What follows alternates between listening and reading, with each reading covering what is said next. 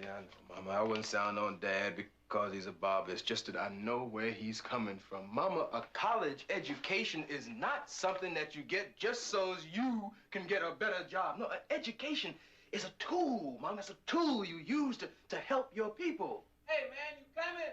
Yeah, I'm coming, man. I'm coming.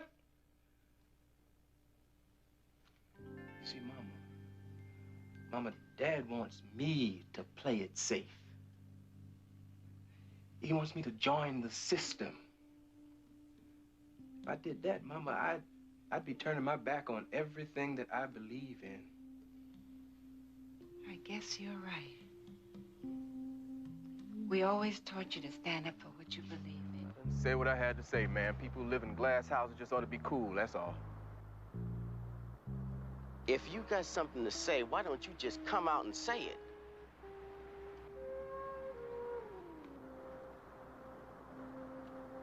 All right, I will. Tell me, man, you got anything against sisters? Oh, wow. I haven't got anything against sisters. Why?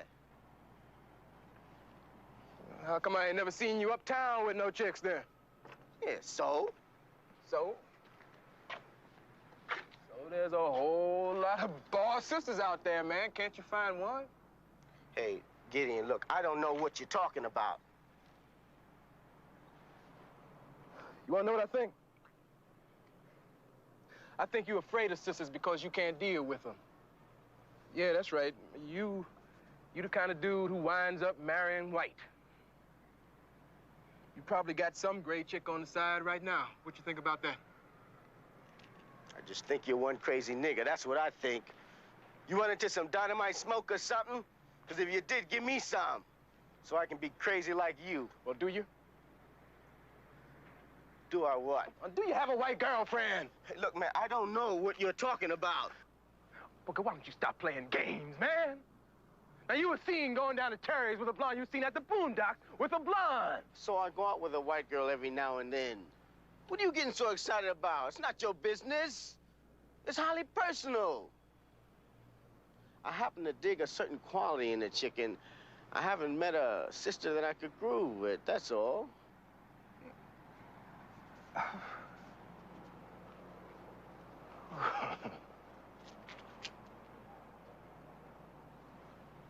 Oh, hey, Booker, sisters are some very beautiful people, man. We can't afford to be getting into no negative things with them. How can we build a nation of strong families without them? Tell me anything. Pee on my back. Tell me it's raining. Next thing I know, you be telling me you came up here just to build a strong family. Oh, yeah. Yeah, otherwise I'd have moved out like you did. Hey, man, who I sleep with is my own personal business. Oh, no, man, no. Who you sleep with? The first face you see in the morning is very significant, man. That's where you get your energy from. It's your mirror, Booker. That is your mirror. Can you dig it? Now, man, you ought to be getting your black thing together instead of going around sleeping with the enemy, huh? No, people are people. That white chick ain't nobody's enemy. She's an individual. And a beautiful one at that. But that's not the point. The thing is, it's me. Me. And if you don't understand that, then shame on your black ass. Oh, man, you got to get out of that me thing. Why don't you wake up? It ain't about yourself, man. And what are you getting so excited about a girl that you don't even know? I don't want to see my brother run around being a hypocrite. Now, I mean, if you're into a white thing, then stop talking black. You're confusing people, Booker. Sneaking around. Be a man.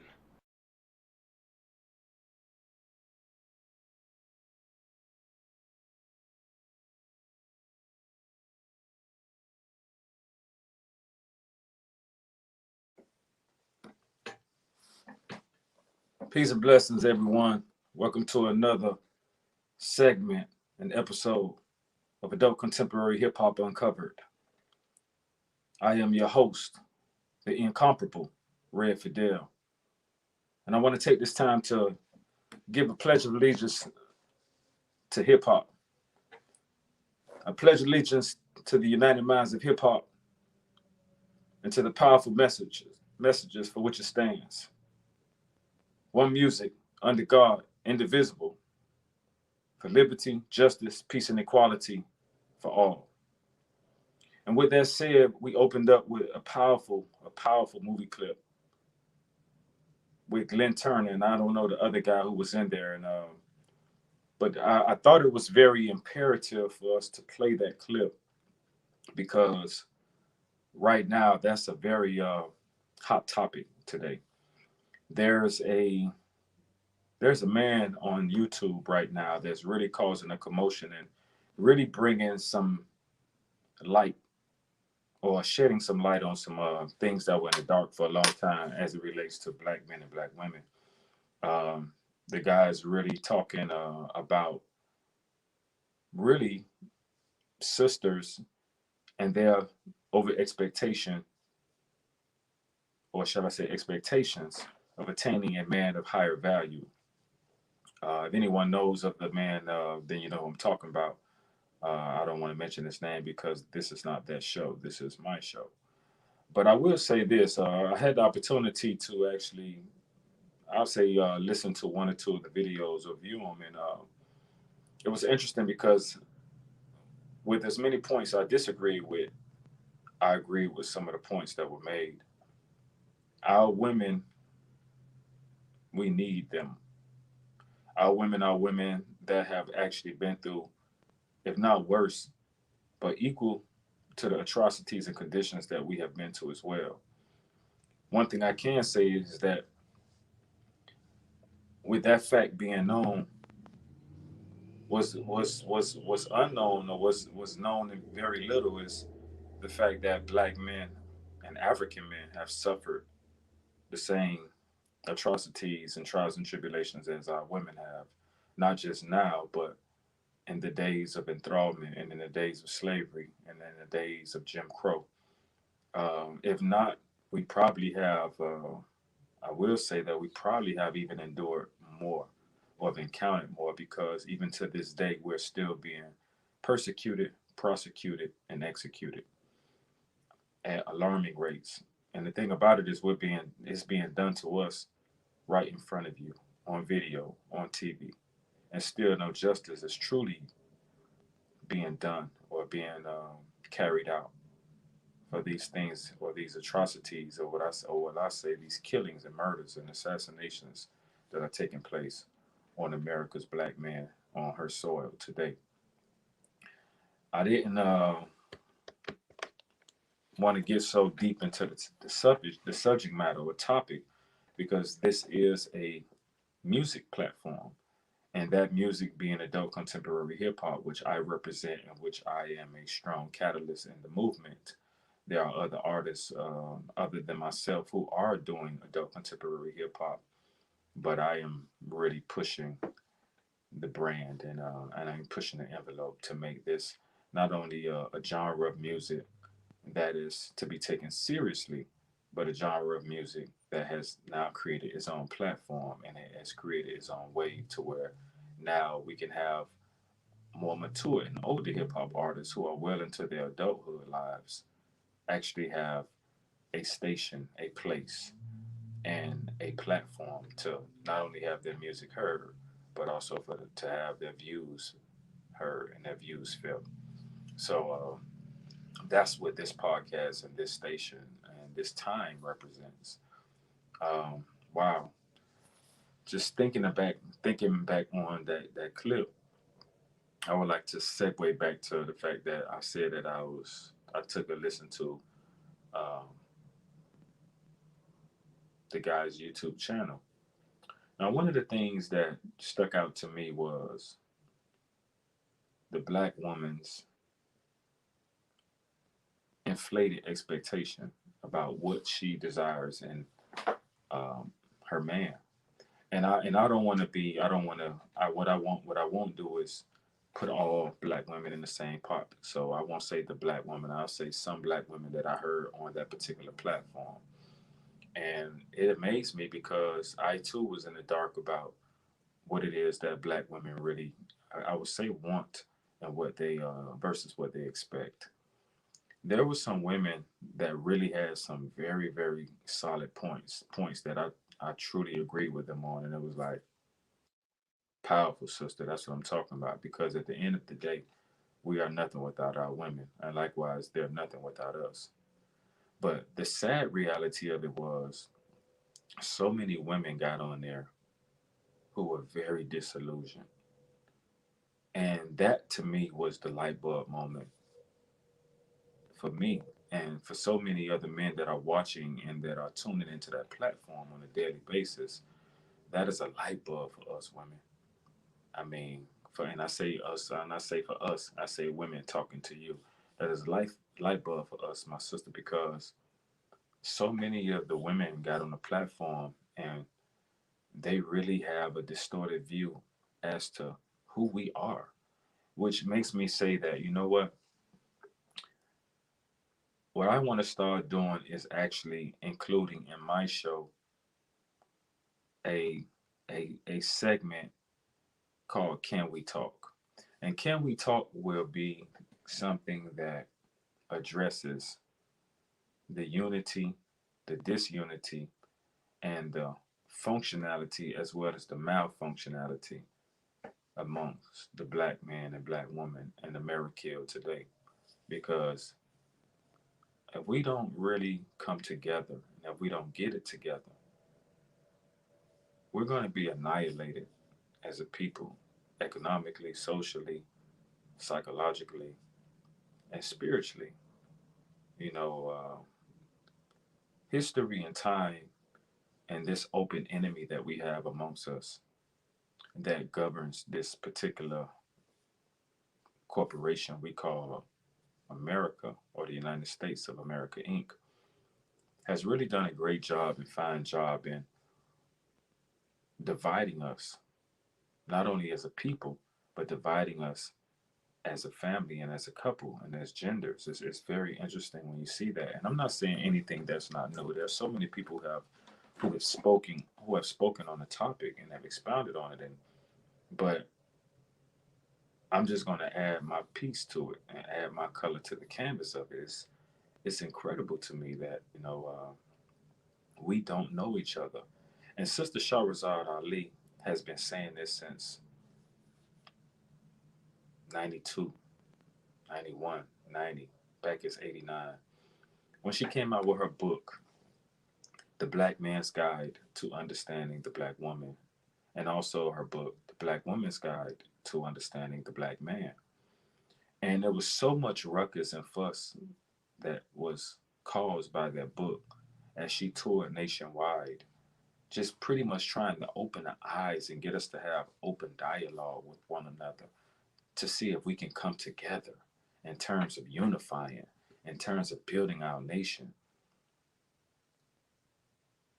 But contrastly, she was vilified and she was pretty much attacked by her own people most of the time, be it black men who felt indifferent to her views and the things that she put in her book, as well as black women who definitely took offense to some of the things she was actually saying in the book without realizing that nothing that was in the book was not done without actually taking a consensus or actually talking to thousands of black men and women to comprise the information that actually made the two books. So with that being said, it shows that we know nothing about each other. So if we know nothing about each other, we're going to continuously war and vie against each other. Of course, we can come together on a physical level and let's just say make babies. But when you make babies under the mindset and under the influence of separation, of division that we actually have, then those kids are actually just going to be components and proponents of the same mentality and the same actions because we're going into it with not a unified mentality, but we're going into it with a more animal urge mentality where we're just perpetuating sex and the making of kids without actually nurturing and taking care of the children. And that's not to say that some fathers and some mothers who are separate don't take care of their kids together or jointly. That's not to say that, but predominantly most of the kids who are of a single parent household, they're kind of facing a deficit or they're deficient in something as it relates to some type of psychological balance that comes with having a mother and a father, especially young boys. So it's imperative, and I think it's not only that, but also a must that we come to the table and have discussions about this.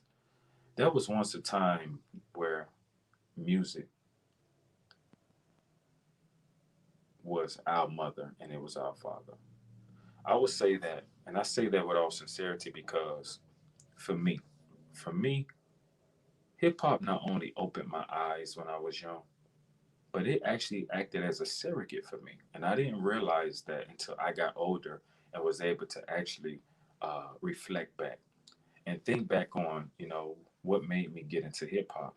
And not only that, what made me actually listen to some of the artists that I chose to listen to. And what I realized, and just kind of mind diving back, was that for everything I didn't have or was being taught to me by my mother or my father who was absent at that time, or any type of male role model around me, hip hop was able to fill that void because of the type of artists that were out at that time and the type of messages that were being propagated.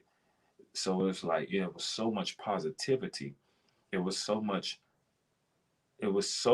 of an upliftment type music, whereas the lyrics reflected change, and that change was for the better. There was nothing destructive about it. It seemed like at that time in the early 90s, hip hop was operating and vibrating at such a high frequency that it was inevitable for the listener to change or to change some aspect of themselves. And definitely it was inevitable for the listener to learn something in the process. If it wasn't for hip hop, I wouldn't have even probably been, excuse me, I wouldn't have even been familiar with the terms like God body or or wanting to read more. I was always attracted to words and things of that nature just naturally because I'm a griot. But hip hop increased my thirst to learn, to know, to step outside of the box or the paradigm in which I was being nurtured and raised in. So I was able to actually extend my psychological and mental tentacles to places that was beyond my immediate milieu. So it was like I tapped in. And like me, so many other artists and so many other aspiring rappers and MCs were able to do the same. So with me being in the South, I was able to tap into the frequencies of the East Coast and then tap into frequencies of the West Coast, Mid Coast, wherever there was a message at that I needed to actually hear that will fill or fulfill my thirst or quench my thirst, but fulfill my taste. So that to me is what's missing in hip hop today. And I know I said all that to come all the way back around to hip hop, but it shows that hip hop is life. Hip hop is culture. Hip hop isn't just a music. Hip hop is a mindset. And if you don't believe me, look at the state and the current condition of hip hop today, where our youth and the messages that they're actually uh, putting out today. It has created a culture that actually promotes the very ailments and diseases that are keeping us debilitated in some way or another. If you don't believe me, just listen to it. If you don't believe me, just look at the news. If you don't believe me, just look at our youth. Now, not all youth are going in a direction of, let's just say, of destruction, but the majority of youth who actually listen to some of the music are really going uphill instead of actually being given the baton or the rites of passage to go across hill. So it's an interesting situation because even in my time we had music that would be considered negative. I came up under Two Live Crew, which was a very raunchy group that actually ended up going to the Supreme Court with their their freedom of speech rights and won against a then Sheriff Navarro in Broward County. But here's the thing, even with that kind of music, and even with the music, let's say NWA was promoting at the time, that immediately gave birth to gangster rap as we know it today, you had so much music that was speaking contrastly, that was speaking in contrast, that it provided a balance. So there was never no imbalance in the music. You had a choice to listen to whatever, and even if you did listen to a lot of gangster music, you might wake up the next day and say, I want to vibe on some Tribe Called Quest. I want to vibe on some Public Enemy. So you was able to actually like amalgamate all the music into one, to where it was just a great balance. So you got a spectrum or a viewpoint of different regional conditions. We didn't know about gangs until there was West Coast rap that introduced us to it via Ice T with songs like Colors and all that. The West Coast really brought the Crip and Blood aspect to the forefront for many of us. The East Coast were very instrumental in bringing, let's just say, conscious rap, and rap that had complexity to it and that had thought-provoking lyrics. The South brought bass, and we brought music of a heavy bottom to it. We brought dance to it. So it was like every region played their part. And we also brought musicality, because though I'm from the really most southern point being Miami, you got places like Texas, Memphis, and Georgia who actually are considered the deep South. And they brought musicality. They brought a blues to it. Like all of that ghetto, what's my boy, ghetto boys music and all the boys back then. That production then was, they had live instruments back then. They was bringing their culture. They was coming out of, them regions are known for like jazz, blues, and all that, and they was able to actually fuse that into their form of hip hop. Likewise, Outkast were able to create a sound that to me was unprecedented at that time, and even to this day.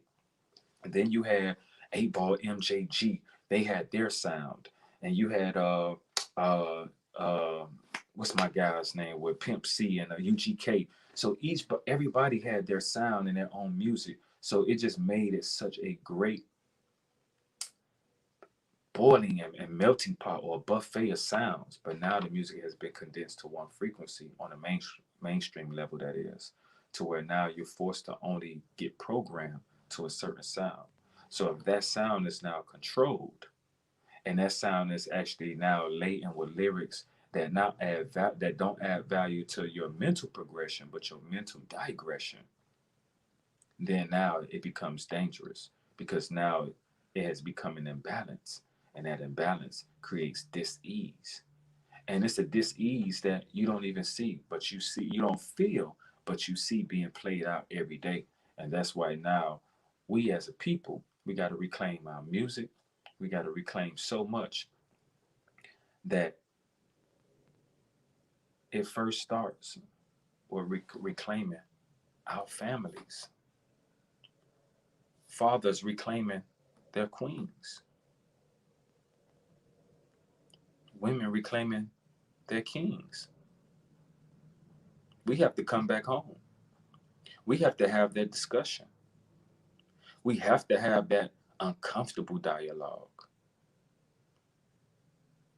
Sisters, you got to really start asking us brothers, what is it that we really want? What is it that we truly desire? Do you really know? Do you really want to know the raw truth of who we are and what we represent? How we think? How our mental algorithms work? What we desire in a woman? When we see a woman, what gets our attention? When we speak to a woman and we have a beautiful conversation and we converse with somebody, especially a woman, what is it that we're looking for? What attracts us? Now, granted, men are different, and so many, certain men might like different things, but there's always a commonality, that a common thread, shall I say, that binds us all as men.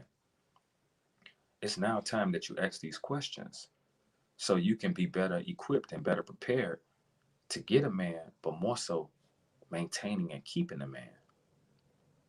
And brothers, you got to really have conversations with these women. We got to find out what it is they truly like, man. But not only like, what it is that they require. Now, me, I could be wrong. I have an idea of what the queens desire out of their kings. The first thing that comes to mind for me is security. Ladies, if I'm wrong, please tell me. Leave a message on YouTube, a comment, and let me know if I'm wrong. But the things I think that our sisters require from us are security, support, leadership, compassion, and protection. If you can't provide that to your woman, then you're not fit ready to have a woman, to me, black man. If you can't protect your jewel, if you can't provide for your jewel, if you can't make your jewel feel secure, if you can't have compassion, and if you don't know how to balance being hard when it's time to be and being more pliable and soft when it's time to be, then we got to do some work. We got to understand that our women are our most precious asset, not cryptocurrency, not stocks, not bonds, not money, not all these illusions of grandeur, but our women are our most precious asset. And black women, we are yours as well. We are the nation. We have to come together. So when I listen to the guy's platform on YouTube that has like immense followers at this time, he's really blowing up. One thing I can say is that he's bringing to light what has been in the dark, as I stated earlier, and it's making people uncomfortable. And a lot of people are upset with him. But I'm glad they're upset, and I'm glad that people are uncomfortable, because before we reach a place of being spiritually comfortable and socially comfortable, we have to become uncomfortable. Because like anything else, like with anything else, in order to get it, you got to go through the discomforts. If you want to get more money in life, if you want to, like, let's just say, go higher in your career, some level of uncomfortability has to take place. You may have to go back to school, which is going to actually put more of a strain on you, especially if you're an adult learner. You're going to have to really just fill your time up with things that are devoted more towards achieving that goal. And sometimes that could be uncomfortable, but you got a goal in mind. You have a pinnacle. You have a place, a projected point that you want to reach, and that's the only thing that matters. And once you go through that level, or you go through that rites of passage of uncomfortability to reach that zenith of comfort, then you know it was all worth it. That's what we have to go through now. We have to be uncomfortable. We have to really strip ourselves of European rationale and Eurocentric values that have not done anything for us, but kept us in a state of darkness. It really has. So, that's my soapbox with that. I've had so many countless discussions in the past week pertaining to that. And I must say that it has made me actually look into the issue a little deeper. Because for a lot of things I thought I knew as it relates to us as black men and women, especially in a relationship capacity, I can honestly admit that I was wrong. Or not, and along with being wrong, I was more so unaware. So now when I move forward and I move forth and talking to somebody, especially a queen, I'm asking those questions. And I'm asking those beautiful questions.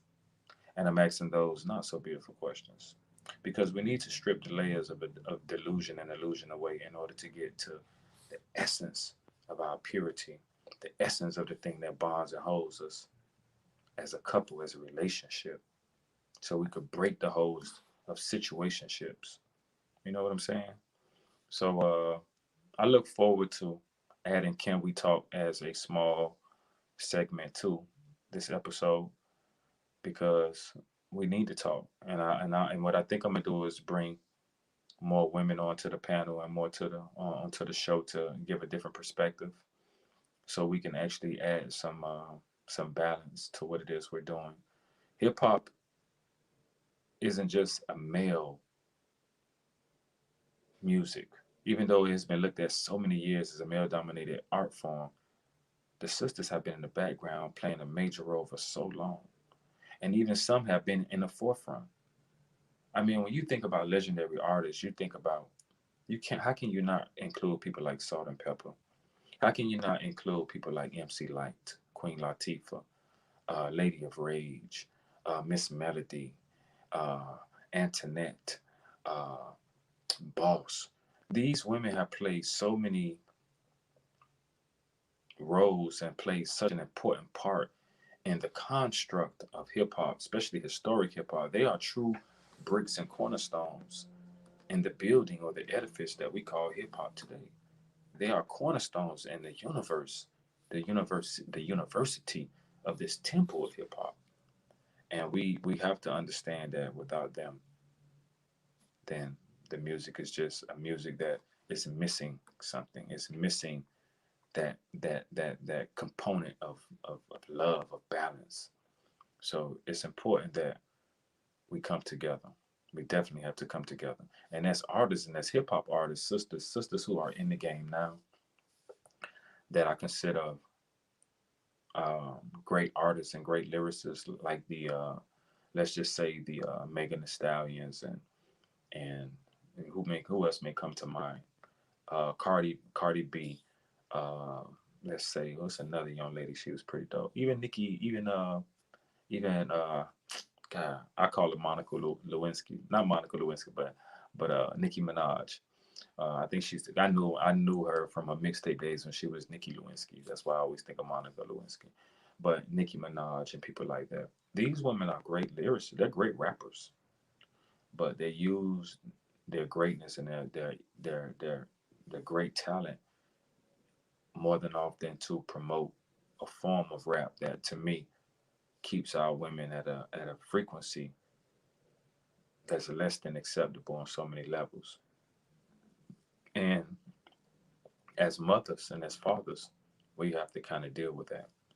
We need to take up, excuse me, I don't know, there's something going on, but we need to take up our mantles and really correct this. And that's why this platform is very important, because it gives maturity to the music. It speaks to the adult at the adult level. It provides another perception, or I would say another viewpoint as it relates to hip hop, because hip hop has now gotten a bad rap and a bad label. And when you think of hip hop, you think really of rap music. And when you think of rap music, you think of youthful arrogance, youthful egos. You think of drugs, drug usage. You think of all those things that bring negative connotations to hip hop via rap music. And that's why, I'm very adamant about adult contemporary hip hop, because as adults, we speak to leave something for our families. As adult MCs, we speak to leave a legacy. Just like the song on my album, 555, is the last song featuring King Scooter. Shout out to King Scooter and heavy salute. We just want to leave a legacy. I want to be the Marvin Gaye of this. I want to I want to be a person that's considered a great in this, even if you don't know me, even if I'm not known to the world at this point. But one day you will know my works. They will be like Picasso paintings, Van Gogh paintings, tucked away somewhere, and then someone is going to dig them up like an archaeological find and say, "What was this?" And when they play it, they're going to be they're going to actually be able to hear what was going on in that time when it was created, and it's going to be revered, because I'm making my point to try to make timeless music. and speak and project from a place lyrically that will stand and last the test of time. So it's very important that we, as artists, especially adult artists, really project in our music. And that really is the bulk of today's conversation. And I don't want to be long-winded because I have another panel to go to, and I have some other stuff I need to do that's going to kind of still be around the same topic. And I apologize if I sound a little slow, if I'm real calm today. I've had a heavy week. I've been really, really busy. Things are really doing well at this point musically, and some outside ventures that I'm involved in. So I'm really just relaxed. I'm taking my time, but most of all, I'm taking the time to really process what I'm thinking before I say it, and really speak from a place of purity. Really draw from a place that's divine when I open my mouth. So that's very important at this time, and it's so grateful that, and I'm so grateful, shall I say, and it's such a blessing that I'm on a platform such as such. Uh, and by my man Knowledge Born Allah, I wouldn't want to be on any other platform because this particular platform allows this type of dialogue, this type of rhetoric. The messages that are being given right now um, are home to this type of dialogue, and I'm grateful for that. Now, what I will share with me before I let you go, I want to share with you that I did an awesome podcast 2 nights ago. Shout out to Renegade Culture. Renegade Culture is a podcast done by the god Kalanji. The other god is DJ Ear Doctor. And I was invited to come on by my main man, Minister Server. Minister Server is, we consider the granddaddy of hip hop. He's part of the Temple of Hip Hop with KRS One. A real historian of hip hop, very known in the community amongst the elders and also amongst a lot of the youth.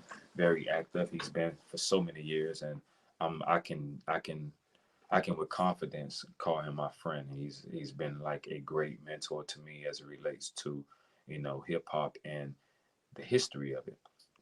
But I was invited on the show, not knowing that the other special guest was Mukasa Dada. Now, for those who don't know Mukasa Dada, and I won't go too far into it, but Mukasa Dada was back in the days with Martin Luther King. Not only Martin Luther King, Stokely Carmichael. He started in SNCC, and also with your man who just recently passed, was John Lewis, so many others. Well, Mukasa Dada was there, and he was actually speaking about that time. One of the things that blew me away was his ability to recollect what took place in that time. You're talking the 60s and 50s. Like, his memory was so sharp.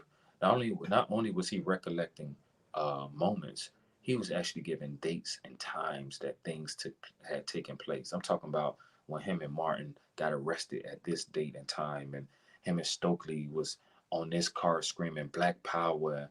When his days with Idi Amin when he was in Africa, and Kwame Ture, like, this man was a walking library, and being next to him was one of the biggest honors that was bestowed upon me as a young historian and a father, and as a brother and a man that aspires to be a contribution and gift to my people. So being amongst him was like bigger than anything to me. And not only that, I was able to actually dialogue with him and take a picture with him. And I know, as you know, that pictures stand the test of time. So if ever that man transitions, or when he transitions, and hopefully it won't be for another 20 years, I can honestly say I met him and chopped it up with him and had an opportunity to vibe with a spirit that was responsible for some of our comforts to this day, some of our false freedoms to this day. He was actually responsible for the slogan and the term Black Power that we use now. And if not solely responsible, he was one of the ones that was responsible for its usage. He was definitely one of the collective. Real dude, very real dude. And Mukasa actually was a name given to him in Africa when he was out there with Idi Amin. His real name, and I'm so bad with names right now. I can't think of it right now. Willie Rich or something like that. Just look up Mukasa Dada, Mukasa Dada, Dada. I'm telling you, living legend, walking historian, very sharp brother. It was an honor. So when it came to be my time to be interviewed, it's like I had to really, I felt like it was my duty to represent well because the elder actually, he opened it up. He opened it up. And for me to come on after the elder, that was a blessing because it was like for me coming on or sharing the stage with Martin Luther King. And that was cool, man. That was very cool for, sometimes we look at our accomplishments or we take them lightly because we be so focused on the big picture. And we don't realize the big picture is nothing but a bunch of little pictures aggrandized to appear bigger.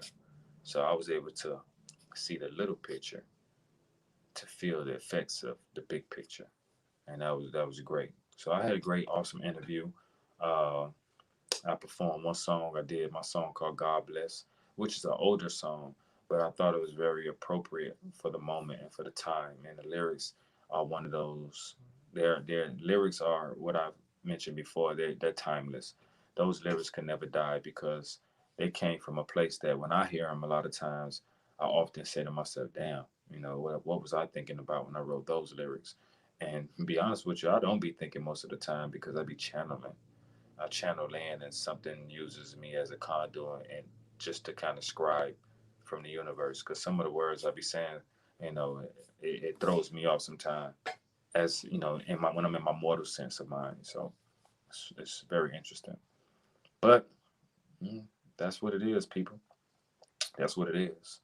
So again, what else do I want to share with you? Because that was very that was a much needed opening. I do want to say I don't know if you caught it in the beginning. I added a pledge of allegiance, and what I think I'm going to do is start saying it. I think we need to, as a hip hop nation, not only have our own flag, but we need to now have our own pledge of allegiance.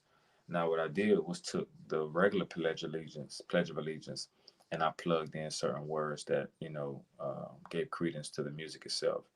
I'll repeat that, and what I'm thinking is I'll probably create something that's totally authentic. But in the meantime, I just plugged it in, and I did it off the head because as an artist, that's what we do. So the words was for those who didn't catch the beginning of the show.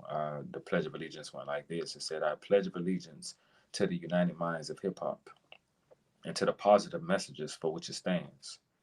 One music under God, indivisible, with liberty, justice, with liberty, justice, peace, and equality for all. Ashe." So I'll start doing that with the shows or opening up with the shows, the Pledge of Allegiance, and that's for this platform's Pledge of Allegiance. So it will be that because definitely positive messages have to be put out into the universe for positive results. So with that being said, this show is coming to a close. We're going to conclude, and I do want you to know, as I always do, that 555 is out.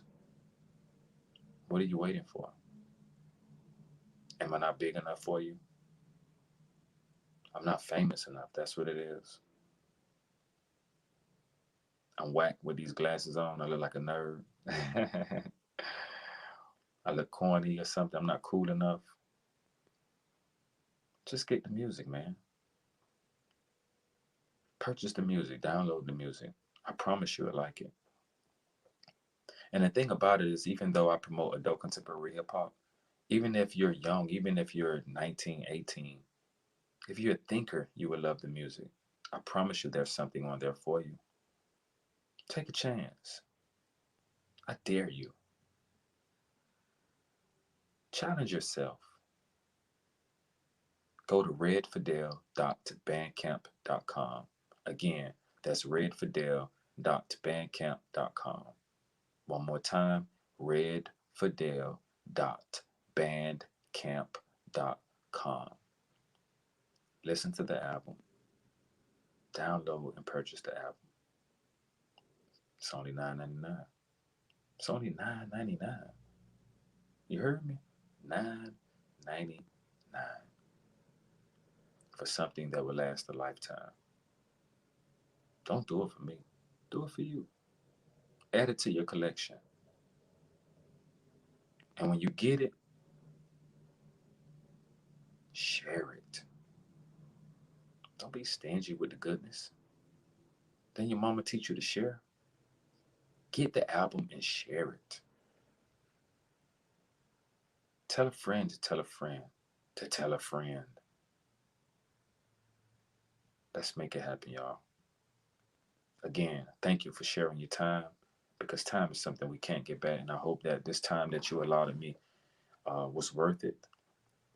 Moving forward, again, my sisters, it's time for the brothers to have open, honest dialogue with you. Likewise, brothers, it's time for us to have open dialogue with our sisters. We need to really, really talk and find out what it is that we want from each other, so we can come together and be one again and be a nation. And we could actually parent our children. And men could take their sons through rites of passages. You know, and women can take their daughters through the same thing. Teach them how to be ladies, women. Teach them how to be feminine. Teach them how to be strong. And young boys could actually be confident in their masculinity, but at the same time, be comforting to their more softer counterparts, which is their women. We can do it. We've done it before. We built this motherfucker. You heard me? We are the gods and goddesses. Let's tune into that part of ourselves and become that again. Peace and blessings, y'all, from the Incomparable Redd Fidel. Get that 555. It's out now on all major streaming sites. Salute.